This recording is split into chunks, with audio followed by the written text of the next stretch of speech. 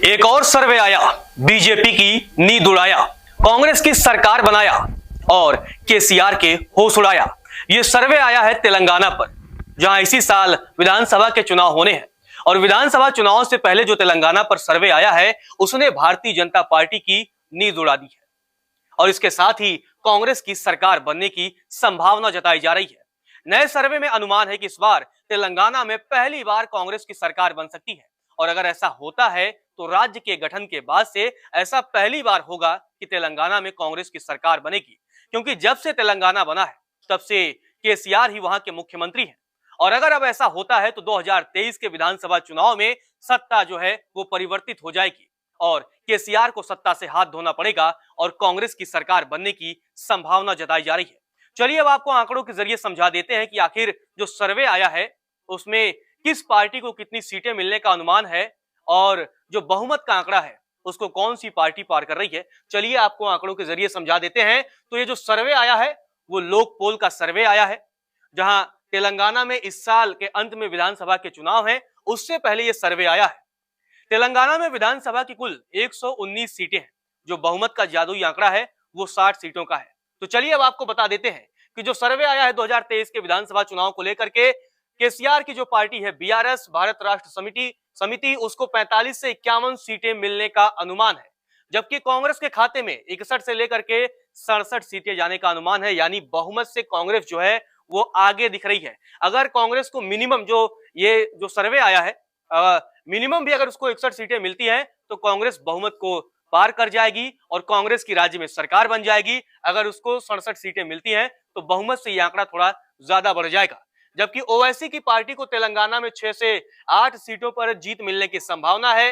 BJP को यहां जो है बड़ा झटका लगता हुआ दिख रहा है। बीजेपी को यहां महज 2 से 3 सीटें मिलने का अनुमान है, जबकि अन्य के खाते में 0 से 1 सीट जाने का अनुमान है। अब आप जब इस टैली को देख रहे हैं ना, तो बीजेपी जो है चौथे नंबर पर है। दुनिया की सबसे बड़ी पार्टी होने का दावा करने वाली भारतीय जनता पार्टी तेलंगाना में सर्वे की अगर आप माने तो चौथे नंबर पर खिसकती दिख रही है। यहां ओवैसी की पार्टी एआईएमआईएम भी बीजेपी को मात देती हुई दिख रही है, बीजेपी से आगे जाती हुई दिख रही है। और ऐसे में तेलंगाना के जो नतीजे, जो संभावना जताई जा रही है, जो सर्वे में अनुमान है, वो निश्चित तौर पर प्रधानमंत्री नरेंद्र मोदी की भी नींद उड़ाने वाली है, क्योंकि बीजेपी को यहां महज 2 से 3 सीटें मिलने का अनुमान है। चलिए अब आपको 2018 के भी नतीजे बता देते हैं कि जब 2018 में विधानसभा के चुनाव हुए थे तो उस समय तेलंगाना में किस पार्टी की क्या स्थिति थी। 88 सीटों पर बीआरएस को जीत मिली थी और केसीआर मुख्यमंत्री बने। 19 सीटों पर कांग्रेस को जीत मिली थी। एआईएमआईएम को 7 सीटों पर, भारतीय जनता पार्टी को 3 सीटों पर और अन्य को 2 सीटों पर जीत मिली थी। यानी अगर आप देखेंगे कि जो इस बार 2023 में भारतीय जनता पार्टी है, अगर उसको 2 से 3 सीटें मिलती हैं तो उसको जो है ना बहुत घाटा हो रहा है, न ही फायदा। लेकिन एक बात तो तय है कि इन 5 सालों में भी भारतीय जनता पार्टी तेलंगाना में अपना जो पैठ है, अपना जो वर्चस्व है वो बनाने में जो है वो फेल रही है। अब आप देखिए किस तरह से 88 सीटें 2018 में बीआरएस को मिली थी, लेकिन इस बार ये आंकड़ा घट करके 45 से 51 हो सकता है। जबकि कांग्रेस को 2018 में 19 सीटों पर जीत मिली थी। अब कांग्रेस को 61 से लेकर के 67 सीटों का फायदा होने का अनुमान है। यानी कांग्रेस के खाते में 40 से ज्यादा सीटें जो है वो जुड़ सकती हैं। 40 सीटों का कांग्रेस को 40 से ज्यादा सीटों का फायदा होता हुआ तेलंगाना में कांग्रेस को दिख रहा है। जबकि एआईएमआईएम की स्थिति 6 से अगर 8 है तो उसकी स्थिति में कोई खासा बदलाव देखने को नहीं मिल रहा है। बीजेपी की स्थिति भी पहले की तरह होगी। अगर उसको 2 सीटें मिलती हैं तो 1 सीट का नुकसान होगा, अगर 3 मिलती हैं तो पिछली बार की तरह बीजेपी का जो आंकड़ा है वो 3 का ही रहेगा। जबकि अन्य 0 से 1 तो 2018 में 2 सीटों पर उसको जीत मिली थी। लेकिन अब आप देखिए किस तरह से ये कांग्रेस का जो ग्राफ है वो बढ़ता जा रहा है। इसमें राहुल गांधी की भारत जोड़ो यात्रा, प्रियंका गांधी जिस तरह से एक्टिव हैं और मल्लिकार्जुन खड़गे के राष्ट्रीय अध्यक्ष बनने के बाद से जिस तरह से पार्टी दक्षिण भारत के राज्यों में अपनी पकड़ मजबूत कर रही है, कहीं ना कहीं वो उसका परिणाम दिख रहा है कि ये जो लोकपोल का सर्वे आया है उसमें तेलंगाना में कांग्रेस की सरकार बनने की जो है वो संभावना जताई जा रही है। कहां 19 सीटें थी 2018 में, लेकिन अब कांग्रेस धीरे धीरे वो तेजी से बढ़ रही है। जबकि बीआरएस, आपको एक चीज और बता दें कि बीआरएस जो पार्टी है वो अभी ना इंडिया गठबंधन का हिस्सा है और न ही एनडीए का। ऐसे में बीआरएस जो है वो केसीआर की पार्टी है, वो अकेले ही राज्य में जाएगी। लेकिन अब कांग्रेस जो है वो मजबूती से तेलंगाना में आगे बढ़ रही है। और अगर ऐसा होता है तो ये कांग्रेस के लिए बड़ी बात होगी, क्योंकि इसी साल ये कर्नाटक में कांग्रेस को जीत मिली थी।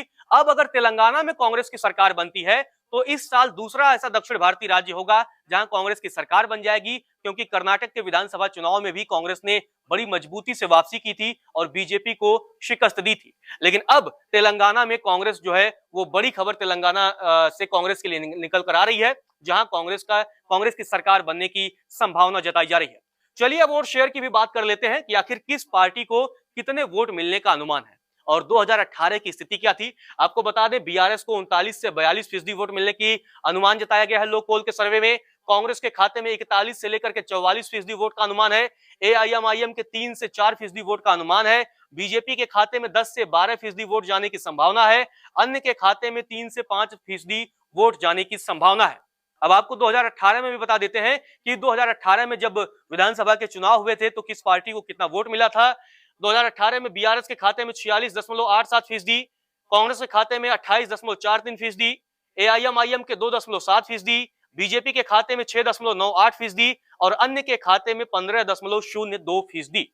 अब आप ये आंकड़ों पर गौर करिए।